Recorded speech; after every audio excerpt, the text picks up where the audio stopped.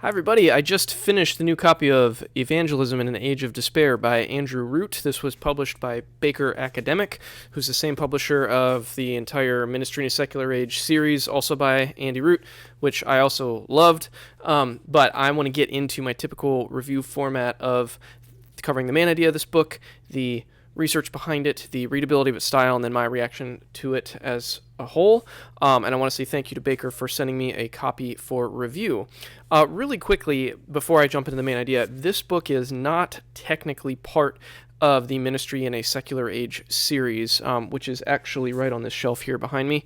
You can see all 6 of them over there. This is not technically part of it, although it feels very much in the spirit and kind of in the vein of what he was doing in that series.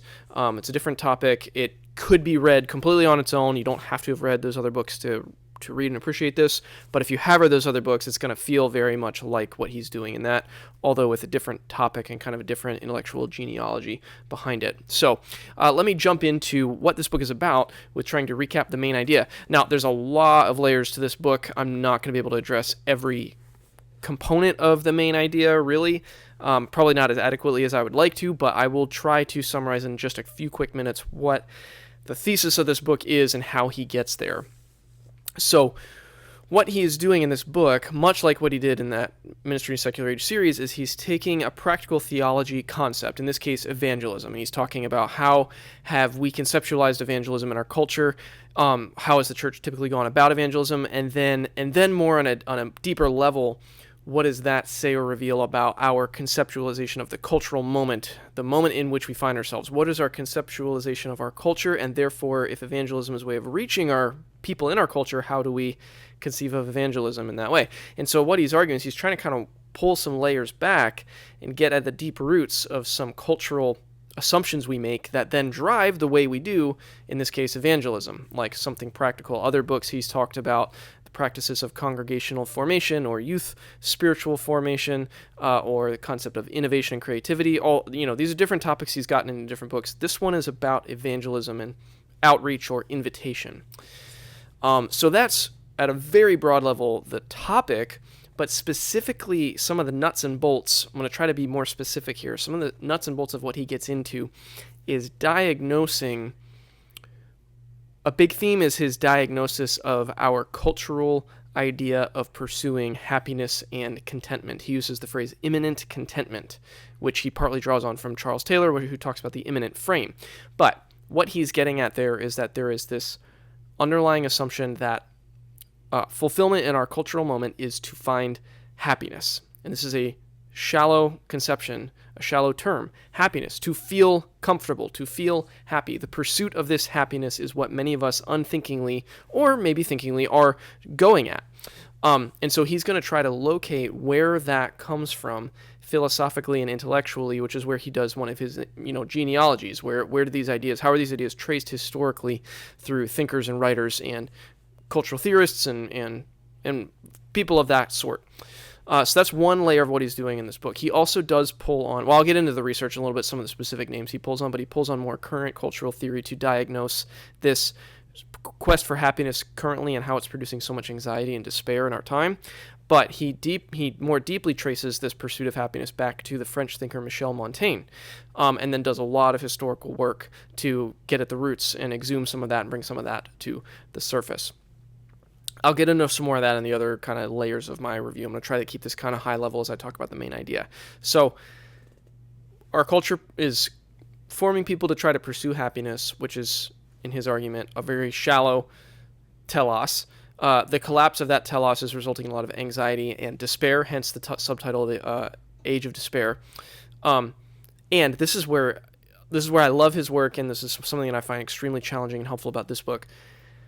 What if... This is still on the main idea. What if the church has unthinkingly accepted and imbibed this idea of pursuing happiness and has actually formed its evangelism practices under that assumption?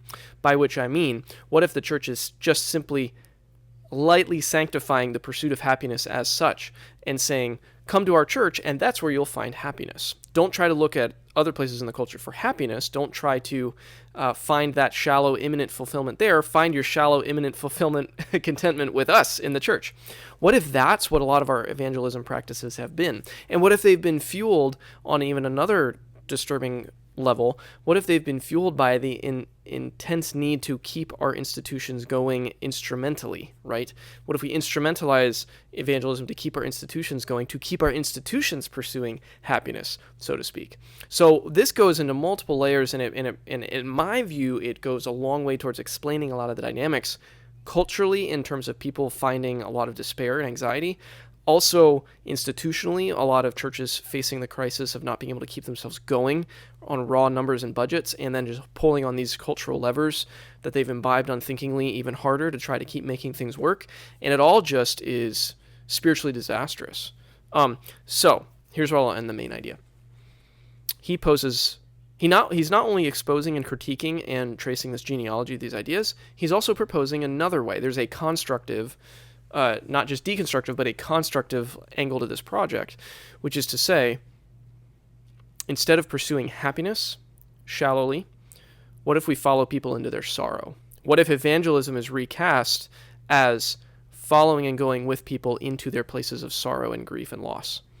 And that's not instrumentalized to try to shallowly convert people or try to get them into our institutions, but what if it's actually the practice of the life of the church shaped by the cross itself to follow people into their sorrow, and therefore to bring with us the presence of Christ and experience mutual consolation. We bring consolation to those in their sorrow, and as they experience the presence of God with them, they also console us in our own life and our own practice. What if evangelism is recast instead of all these shallow cultural lies and instrumentalization? What if it's recast as the pursuit of people into and through their sorrow to bring consolation? Wow, that's what's going on in evangelism in an age of despair. So, don't want this review to get too wildly long, but let me move through the other layers of what I'd like to talk about, and the next one is the research behind the project. Well, if you've read Root's other works, you know that he's not a slouch when it comes to reading, especially secondary reading, and when he does all this cultural theory work, he really reads widely, he cites copiously. There are pages where the citations are super long, as you can get into deep primary quotes on different original thinkers that he's pulling on. So, yeah, there's a couple facets to his research here. It's really good. It's really, really wide and deep. But one layer of his research are more recent cultural philosophers like Charles Taylor, Stephen Toulmin, Byung-Chul Han, just three examples in which he interacts with their theories about authenticity. Charles Taylor's Ethics of Authenticity, for example, is what he primarily pulls on here. Toulmin's Cosmopolis is another book that figures prominently in trying to diagnose what's going on with all the anxiety, shrieking anxiety and despair and rage in our time.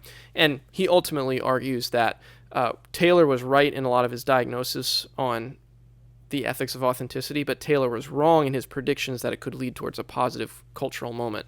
And actually, a lot of these things have collapsed and resulted in, this like hoarding, scarcity, anxious mindset of needing validation and recognition in our authentic selves. And there's so much more I could say about that, but I want to move on to other areas of research. Another major area of research here is the history. There's a lot of history in this book, which I'll comment on in the readability a little bit. But because he roots the pursuit of happiness to Montaigne, that I've already mentioned, he does a lot of historical work around those French thinkers, Montaigne into Blaise Pascal primarily. And so I was surprised at how much history you get in reading this book, history of that time in France, history of some history of the Catholic Church around the different popes and the different spiritual thinkers that were vying for political power at the time, different kings that were, the regimes were changing. All this is swirling around the time when Montaigne is writing, and Montaigne retreats to his chateau and develops the essay, as a literary technique. And Root argues, I think compellingly, that is the birth of imminent contentment, the pursuit of happiness in a shallow way, just to feel comfortable, to kick back and enjoy life in that imminent materialistic way. But he does a lot of historical work around Montaigne and that whole time period. I mean, Joan of Arc even shows up. He dips back even further later in the book to some of the patristics like Macrina and Gregory of Nyssa. And anyways, these are a lot of the sources that fuel his research. He's read really widely and deeply, especially around the historical. He's read both primary historical sources, but also a ton of secondary historians doing theoretical work around this stuff, and he just interacts with it at a really deep level. So I found it really rich, really, really rich. And there's probably 6 to 7 books of history from historians that I want to read just from the footnotes in this alone. So it'll kick you down a deep rabbit hole if you want to go there. Now, the readability. There's a couple things I want to say about the readability, because this is not going to be the most readable for everybody, I think. Stylistically, it's page for page, it's not difficult to understand, but there are chapters that are very dense, especially when he gets into historical genealogies and intellectual genealogies. So he crams a lot of historical content into short sections, and the sheer density of it can feel a little head-spinning at times. I found myself a few pages really rereading sections over and over again to try to slowly process and digest, like, okay, who is this person? Who is this king? Who is this pope? What was their relationship to each other? Why are they showing up here all of a sudden? Trying to work through all that and just wrap my mind around the macro view, historical view, was a little challenging in a few sections of the book. I don't want to overstate that. If you've read a lot of that history already, you're not going to have any problem with that. I was just trying to imbibe it and understand it in the course of this book that's really doing a lot of cultural and historical theory. So there are times when it spins into a little dizzying places. There's another layer of the argument, and I loved this part of the argument where he talks about splitting the self from the soul. The self is the thing that pursues Montaigne's shallow happiness. The soul is the thing that can interact on a transcendent level with sorrow and consolation. I love that conceptualization of self and soul. But that part of the book also gets pretty deeply into some metaphysical stuff that can be a little bit head-spinning, especially if you've not read any philosophy around those ideas. So there are times when the book, due to its density and the pace at which it's moving through big ideas, can feel a little head-spinning, a little dizzying. Not always the most readable in those pages, but here's the other side of that, the other side of the readability coin, so to speak. He does something in this book that I love on the readability front, which is he threads a fictional narrative through the whole thing. So he sets up this group of fictional characters, most of them are women, and he tells a story about these women variously experiencing losses in their life and how they minister to each other in their sorrow and bring consolation. And it's a coherent single narrative that threads through all the chapters that you keep going back to after you've done the intellectual explorations of the chapter. You go back to the story and learn more about what's happening in the lives of these fictional characters. And it's great. Not every nonfiction, this is a mild way to put it, a lot of nonfiction writers, thinkers at this level, in my experience, struggle to make the shift to fictional writing, like more creative fictional writing. They struggle to do that well. It can be very cringy, it can be very stultifying and like choppy. But I did not have that experience at all with that story. I found that story gripping. It felt real. It felt like these people were realistic. I really was interested in how their lives would unfold. So I just thought that was a wild success on the readability front that goes a long way towards helping you track the macro argument of the book. Okay, moving through a lot of things here, a lot of ideas, but I'm going to end on my reaction. I really loved this book. I loved it. I think it goes right up there with all the best of the Ministry in a Secular Age books, which I loved all of them for various reasons. I think this one succeeds, again, so well at exhuming a very deep cultural narrative. Andy Root is becoming he is probably my favorite person when it comes to someone of faith writing intelligently about cultural theory and where cultural trends and currents and ideas come from historically, like tracing those roots. I find that utterly fascinating when someone can do it well, and the fact that he does it well and brings an unapologetic lens of faith into it and then suggests ways for the church to implement practices with this deeper understanding, I just think it's just absolute home run. I love that work. I think it's excruciatingly important for the church today. And then on a very practical level, I love the recasting of evangelism as following people into sorrow, bringing the consolation of Christ into that. I love that so much, and I think that is such a resonant and important and helpful recasting of a practice that many of us have adopted. In my evangelical upbringing, I adopted very shallow instrumental tactics for evangelism that are very unsatisfying at a soul level for me. And this way of thinking about it is just so profoundly different and more healthy. So I love that. I will say, on the theological level, he gets into the theology of the cross and Luther's theology of the cross at the end. And this is a wrestling match for me. I'm just going to throw this out there for those who are more theologically minded, especially if you're into classical theism and classical theology. I'm in a phase where I'm discovering a lot of classical patristics and classical writings around the nature of God, notably things like impassibility or the fact that God does not suffer. I'm wrestling through all that. This book brings a pointed challenge into that because of the following of people into sorrow and Luther's theology of the cross. He brings in a very Lutheran theology of the cross here to say that God suffered in the cross, and so we can too follow people into their sorrow. That's a very, very, very shallow, simplistic way to put it, but that's a lot of essentially what he's getting at there.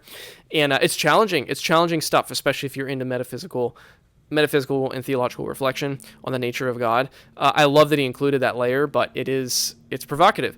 There's more I could say about the way that this book pokes and prods and challenges and sparks conversation. But at the end of the day, I found his location of the pursuit of happiness in Montaigne and the intellectual kind of currents that flowed from Montaigne through Thomas Jefferson into American culture. Found that really compelling and persuasive. And I thought that he set the stage extraordinarily well to recast evangelism into this fundamentally different way of thinking about it, getting rid of instrumental reasoning, which is part of the ethics of authenticity as Charles Taylor articulates it, and really rethinking what it means to invite someone into faith and a life of faith and practicing faith in the context of the people of God, and what it means for the people of God to be willing to bear sorrow. I just think that he massively successful at recasting and reformulating all of that stuff as a practice for our time, specifically for our time and place right now. So I loved it. I love this book, Evangelism in an Age of Despair. It's going up right next to all his others that I also loved, and I cannot more highly commend to you reading Andrew Root's work here. So thank you for taking a few minutes to watch.